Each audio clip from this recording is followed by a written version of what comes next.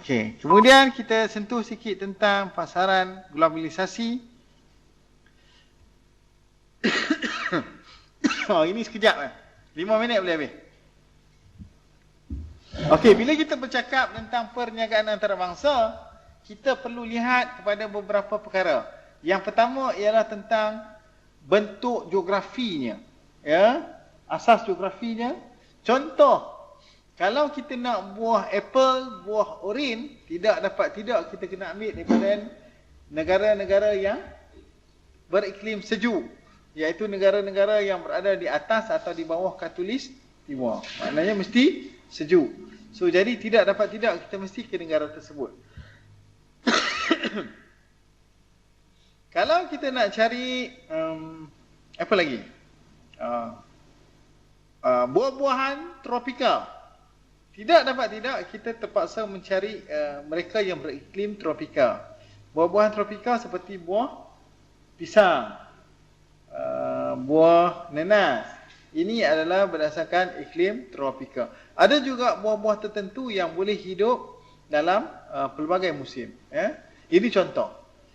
Begitu juga dengan teknologi. Ya. Kita dapati bahawa Switzerland sangat kecil negaranya, tetapi teknologi adalah hebat. Ya, dari segi geografinya, mereka mempunyai teknologi yang hebat. Okey, begitu juga pentingnya perniagaan antarabangsa apabila kita melihat karakteristik tertentu di dalam pasaran. Contoh, apabila saya ke UK pada tahun 2007 atau 2008, saya dapati masa itu trend orang di UK memakai baju yang berkala gelap sahaja. Sama ada hitam, dark blue, dark green, dark grey, ya, warna-warna yang kusam. Pada ketika itu, saya dapati di Malaysia kita banyak menggunakan color-color yang funky. Tetapi selepas beberapa lama saya lihat trend itu juga berubah. Kita mengikut trend tersebut. So maknanya karakteristik ini akan menentukan pasaran yang ada. Contoh, hari ini orang bercakap tentang K-pop, ya, Korean. So pakaian berbentuk Korean, ya, budaya berbentuk Korean, maka karakteristik tertentu ini boleh mempengaruhi. Kemudian kita lihat culture, budaya. Ada setengah tempat yang mempunyai budaya-budaya yang tertentu, yang sesuai. Kalau kita ke negara mana saya tak ingat, lelaki berskirt.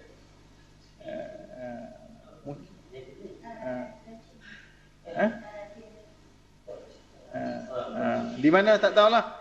Kalau di Kuala Lumpur ni kami banyak tempat kami bubuh nama, tapi yang pasti ialah ada yang berskirt.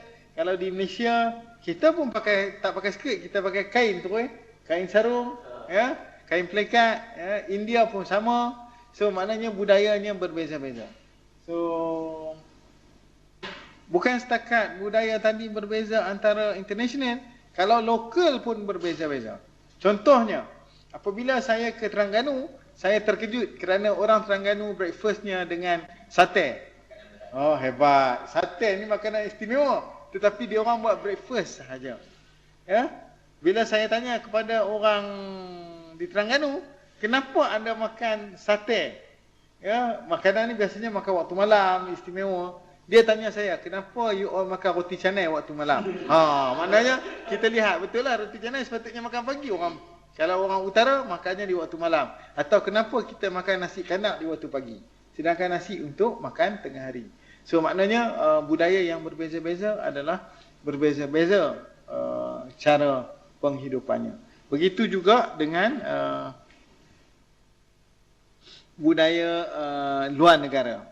Saya mempunyai kawan yang baru, tidak baru tetapi pernah belajar di Prague. Ya. Prague adalah sebuah negara yang di negara Eropah.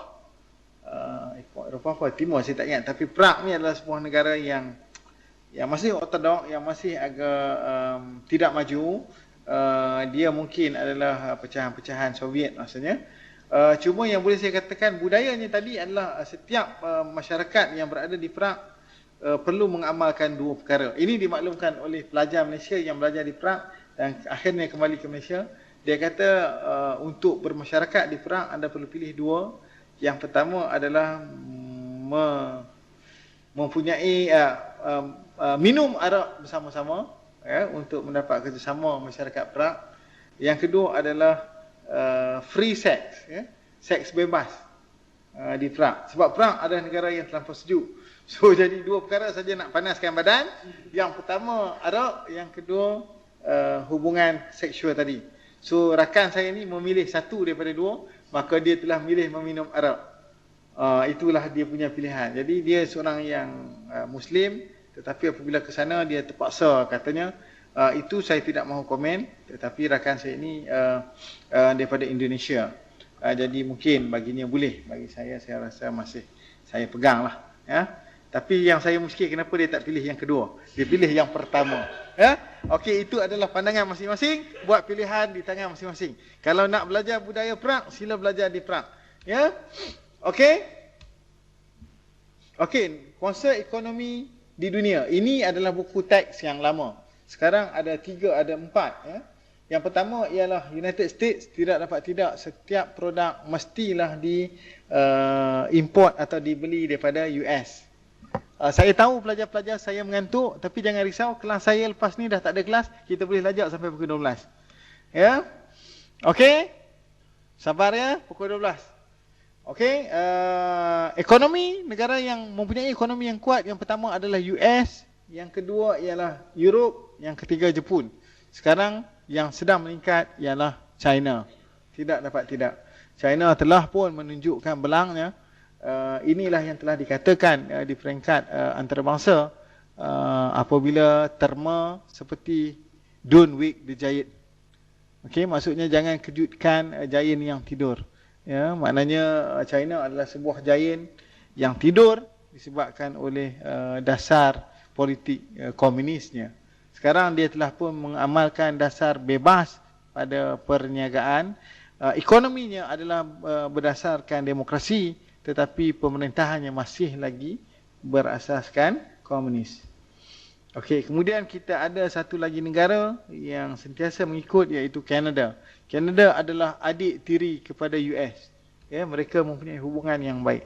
Okey, ini adalah hakikat yang tidak dapat tidak kita kena terima. 36% ekonomi dunia dikuasai oleh US. Jadi kalau anda nak berniaga apa pun, untuk berjaya anda perlu pasarkan produk anda ke US. Sebab kalau anda berniaga tanpa 36%, anda hanya akan perolehi keuntungan sebanyak 74%. Hasil 74%. Kalau 74%, biasanya itulah kos anda. Anda tidak boleh mendapat keuntungan. Jadi kalau nak untung, tidak dapat tidak, perlu melibatkan US. Yang kedua adalah Europe. Ini adalah dua kontinen yang besar yang menguasai ekonomi dunia. Okey. Ini 1970, ini adalah tahun 2001. Kalau 2010, kita lihat ada China dah masuk. Okey, ini adalah pecahan-pecahan ekonomi. Ini soalan yang ditanya kepada saya apabila kerajaan mempunyai hasrat untuk menjadikan Malaysia negara berpendapatan tinggi atau negara yang membangun. Negara yang membangun mesti mempunyai masyarakat yang berpendapatan tinggi.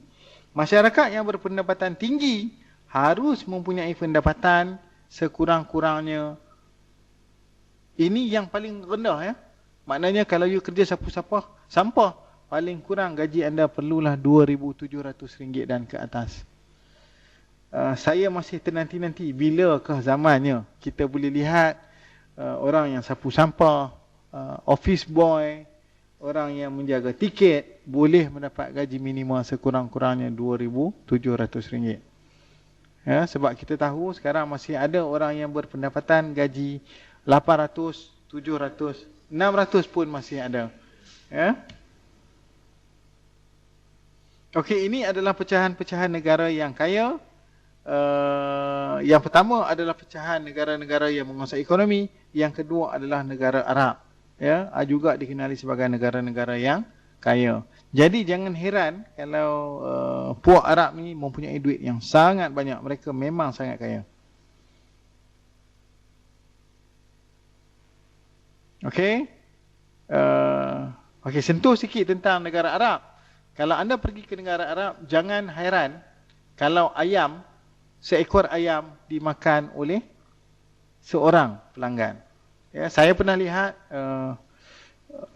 Arab sebanyak 4 orang makan seekor kambing. Bukan seekor ayam. Seekor kambing dimakan oleh 4 orang lelaki Arab. So ini menggambarkan kekayaan mereka. Dan saya dimaklumkan bahawa makanan yang mereka order untuk 4 orang berharga RM1,200. Kambing dan juga nasi biryaninya. Ya, so boleh gambarkan kekayaan yang mereka perolehi. Okey, yang lain saya tak nak baca sebab masa dah lewat, anda semua dah mengantuk. Baca sendiri apa ada di US, ya, apa ada di Canada, apa ada di Mexico. Mexico sebenarnya adalah seperti Indonesia kepada Malaysia. Ya, Mexico adalah sak kepada US.